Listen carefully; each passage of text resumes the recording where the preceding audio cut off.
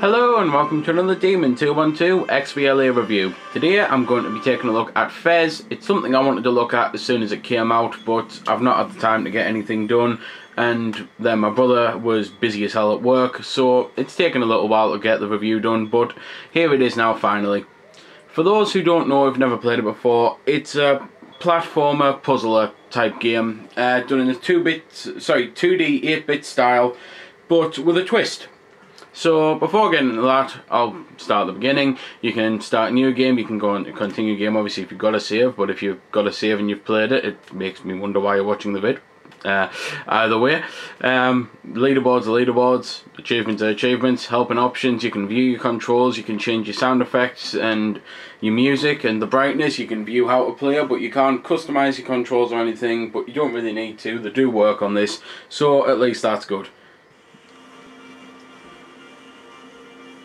Right then, as I was saying at the start, it is basically a platformer and puzzle game, and it's done in 2D 8-bit style. However, the way the story goes, all of a sudden 3D is introduced, and it's introduced in the form of being able to spin the axis.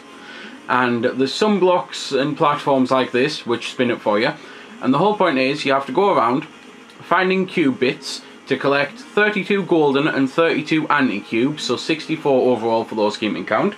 And while that doesn't sound like a particularly fun or exciting game, or a particularly long one, it is so absorbing, it's unbelievable. I watched footage of this and I thought, that looks crap, I really did.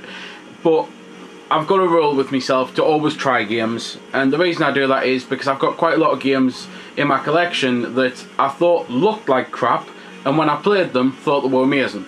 So, being as it's an Xbox game, instant demo, got the demo, was absolutely addicted to it, and I was just about to buy it, and then I read the achievements list and I thought, yep, I'll definitely have to buy it, because even the achievements has a puzzle in it, and I thought I'd work the puzzle out right away. Turns out I did. I'm not going to spoil it for you, but it's one of those things that just something as simple as that gave me so much joy that I immediately knew I had to get the game.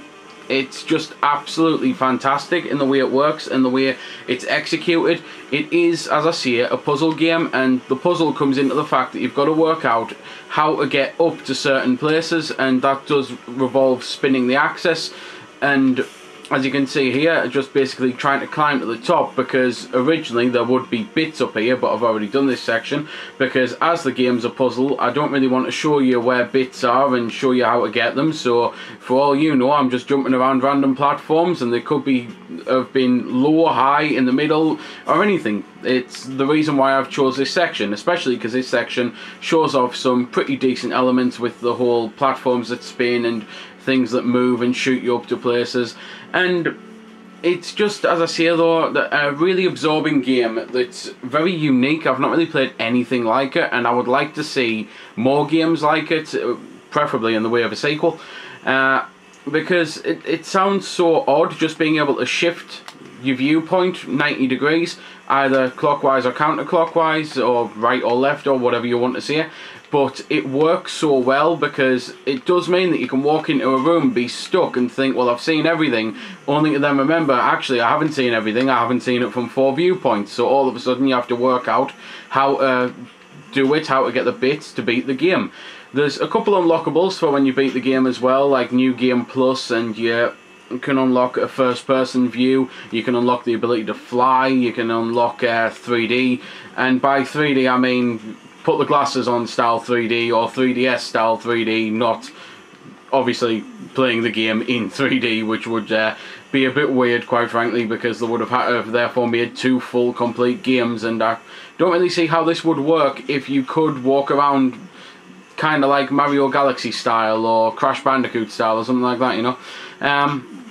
What I can say though is you've probably noticed from the fact that I'm dying like mad anyway, but it's mainly because, as I say, I'm trying not to particularly show too much off. But one of the good things about the difficulty on this game is, while it is hard and can get frustrating, it's not frustrating to the point that if I was to fall down and die, which you've seen us do a few times, I don't spawn where I die. So I fell really far down there, but I don't spawn where I die, I spawned where I jumped off the ledge, so it does take you back to where you were up to, so you don't have to worry about getting to the very, very top of a section just to all of a sudden fall right down to the bottom and have to start it again. And I really like that, because I absolutely hate it when games do what I've just mentioned. It does get the point where you think, yeah, and it gets a little annoying and kind of stops you wanting to play it. But this, it goes out of its way to always make you want to keep on playing it. And I think it does a fantastic job. It's just simple little elements here, there and everywhere. Graphically, the game is fantastic. Musically, it sounds even better. It's the sort of game that you can completely lose yourself in, and it's just so absorbing. Honestly, I can put the game on and think I'm going to spend 5 minutes, and then all of a sudden realise I've spent an hour and a half. I just got totally drawn into the game when I was playing it, and I still think it's a sort of game I can find myself playing again, and it's why I would love to see a sequel as well, because it really does draw you in like few games do. So, I'm running out of things I can really mention, but there's a few things I can say. By hitting the back button you can view your map, and the map is a little complicated to read at first. It takes a little while to get used to it, but basically it shows you where you've been, where you haven't been. So for example, there's a room there that I haven't discovered yet, so I need to find how to do that, and it's obviously going through that room. There's rooms that are fully completed, there's rooms that I haven't fully completed on this file. It's just, it is a little complicated to learn to read at first, but once you get there it does work well.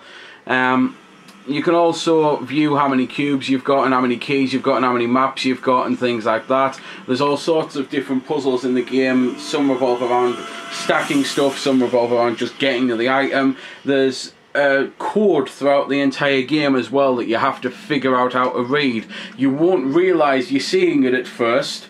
It's just literally the sort of thing that you might start to notice, hang on, there's a symbol like that earlier on as well, and you have to kind of decode it and learn how to break the code in order to advance through the game, and it really is an absolutely fantastic thing. There's bits like this, which basically that's just the whole point of the game, that the world's breaking and black holes are appearing, so if you jump into those you die, like what I've just done there, just basically to show it off really, more than anything else, because it's a black hole. It's pretty self-explanatory. It's rather devastating. It's why you want to save your world and stop them from appearing. But there's not really much else I can actually say about the game other than, as I've already said, it's on the Xbox, it's got a demo. If by looking at it and hearing about it you're not too sure, give the demo a go and I think you'll be pleasantly surprised. I know fine well I was. Musically, as I've already said, it's fantastic, but I don't really know if I can particularly put anything on, because it only really peaks up as you're getting nearer and nearer things that you're about to accomplish and that, and it's almost designed as if you're not supposed to notice it at all until all of a sudden it becomes very prominent, and then you think, hang on, this is where'd this awesome music come from? So I don't think I can really let you listen to any of it. So all I can really do is reiterate, there's 64 cubes to get, there's tons and tons of rooms on the thing to find. You'll go through a little door and you'll think, well, this is going to take me nowhere, and next thing you know you've actually discovered 5 new sections, and they've all got their unique puzzle to them or their unique thing to them, their style and everything. It's an absolutely huge game, and for the price they're asking, it's an absolute bargain, it really is. So there we go then, that's been the review. I hope you found it helpful. I don't score the games because that's based purely on opinion, so instead I'll leave you to make your own mind up. So thanks for watching, and if you've got any questions about the game that I didn't answer in the vid or that hasn't been answered in the comments, then feel free to ask and I'll help if I can. Also, if you did find it helpful, don't forget to check out my channel because there's plenty more like this up there, and don't forget to subscribe because there'll be plenty more to come as well.